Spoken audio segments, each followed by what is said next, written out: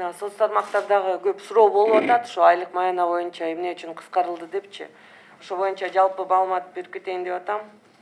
Мына өзүңүздөр билгендей, азыркы убакта коомчулукта жана айрым медицина кызматкерлери тарабынан айлык маяна боюнча ар кандай маалыматтар айтылып жатат. Баарына белгилүү болгондой, медицина кызматкерлеринин көпчүлүгүнүн эмгек акылары бул милдеттүү медициналык камсыздандыруу фонду тарабынан жүргүзүлөт. Фонддун 2020 жылга карата бекитилген бюджети мыйзам боюнча 16 миллиард сомду түзөт. Карантинге байланыштуу биринчи кварталдын бюджетинин планы 3 миллиард 400 миллион сом болчу. Учурдагы аткарылышы 2 миллиард 900 миллион сомду түздү. Же 85,5% болду.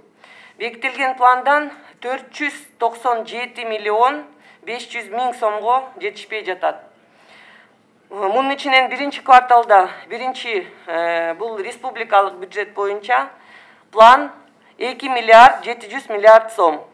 Кирешенин аткарылышы 2 миллиард 300 миллион сом. Же 84,6%ды түздү. ОМС каражаттары боюнча план 642 миллион 400 миң сом. Аткарылганы 573 миллион 500 миң сом. Же 89,3%ды түздү. Негизги чыгымдар каяка жумшалды? Алар айлык акыларга 73,8%, дары дармекке 9,2%, гемодиализге 7,3%, коммуналдык кызматтарга 5,2%, кошумча программа боюнча мамлекеттик кепилдиктерге 2,9 жана башкаларга жумшалды. Биринчи кварталда үй бүлөлүк дарыгерлерге индикаторларды аткаруунун жыйынтыгы боюнча 78 миллион 500 миң сом жумшалды. Үй бүлөлүк медсестраларга кошумча төлөмдөргө 22 миллион 700 миң сом, дары дармек жана башка чыгымдарга 295 миллион 700 миң сом жумшалды. Бул чыгым апрель айында 126 миллион сом түзөт. Биринчи квартал үчүн келип түшкөн тапшырыктардын негизинде КТУ боюнча айлык акылар толук көлөмдө каржыланган. Айрымдардыкы көп болду, айрымдардын айлыгы аз түштү деп ушундай бир маселе болуп атат да. Анын себептери коронавируска байланыштуу айрым кызматкерлер аралыктан туруп иштөөгө кетишкен, айрымдарды эмгек эргүүгө кеткен. Аралыктан туруп иштөөгө кеткендер бул кепилденген айлыктарды алышты, толук алышты. Эмгек эргүүгө кеткендер мыйзамга ылайык толук төлөмдөрдү, отпускнойлорду алышты. Бирок булардын алган маяналары азайып калгандай сезилет. Ушундай бир маалымат болуп атат да. Анын себеби кошумча үстөк акыны же КТУ эсебинен гана болду. Эч кандай нормадагы бекитилген айлыктары азайган жок. Болгону КТУ боюнча кошумча төлөмдөр берилген жок.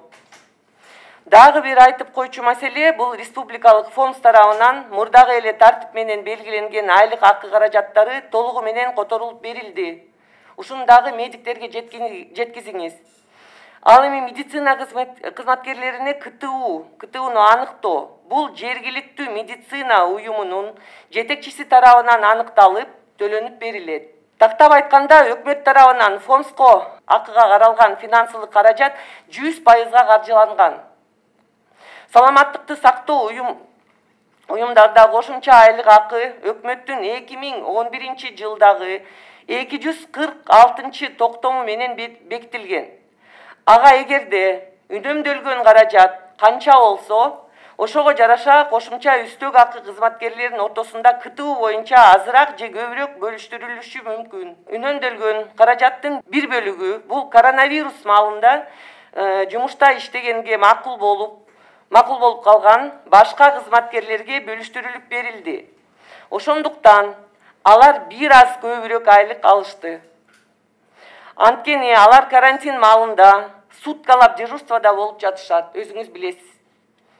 Үнөмдөлгөн каражат азыраак болгондуктан аралыктан иштегендерге азыраак үстөк кошулду. Толтурулган эмгек паспорттарынын үстүндө дайыма эксперттик комиссия иштейт.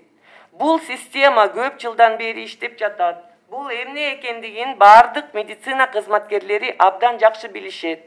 Ушу маалыматты жалпы медиктерге жеткизип коюңуздарды суранам. Ушу маалыматты билиши керек.